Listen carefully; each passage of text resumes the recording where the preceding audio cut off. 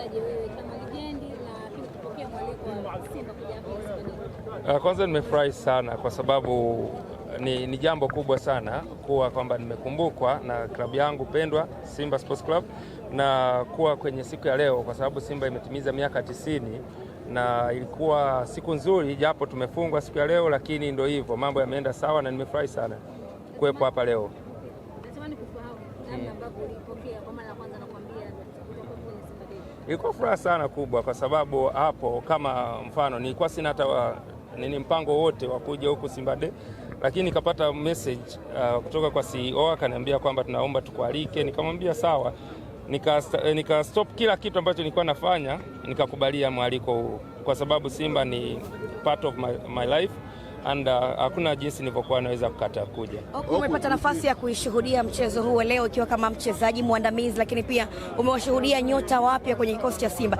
Nipe mtazamo wako na maoni yako juu ya hiki ambacho umekitazama leo kwa Simba hii mpya.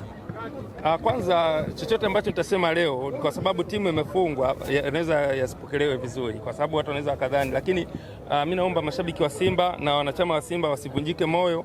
Game ya leo ni kama pre-season, timu bado ipo kwenye maandalizi ya kwanza msimu, na ukiona wachezaji bado wanatafuta fitness na ile chemistry, team chemistry. So timu imecheza vizuri kwanza kipindi cha pili, tumeshambulia vizuri, wachezaji wamejitahidi kupata nafasi, kutengeneza nafasi, lakini ndio hivyo, timu ile imepata nafasi moja na kuitumia, na sometimes mpira unakuwa hivyo. Simba wamepata nafasi wakakosa na wakaenda kule kaingia ndani. Umecheza kwenye safu ya ushambuliaji, umeitazama vipi safu ya ushambuliaji ya Simba hii, lakini pia kipi hasa Simba waboreshe kwa sababu wana mchezo mgumu unaofuata? Nadhani tu watulize vichwa kwa sababu timu ipo sawa na wachezaji watafanya kazi.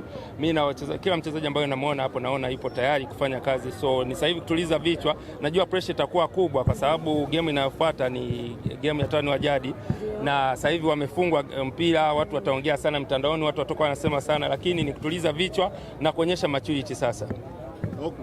Wiki moja iliyopita umetangaza kustaafu soka. Unahamia katika nini baada ya kustaafu? Kwa sasa nahamia kwenye familia. Ni muda sasa hivi niende kwenye familia, lakini pia na mipango ya kuanza courses zangu za coaching na kuangalia mambo mengine, kwa sababu mimi bado nipo kwenye mpira muda mrefu sana, bado mnaniona. Sasa hivi unaishi Kigali, unaishi Uganda? Naishi Uganda. Kigali nilikuwa bado nina kazi kule.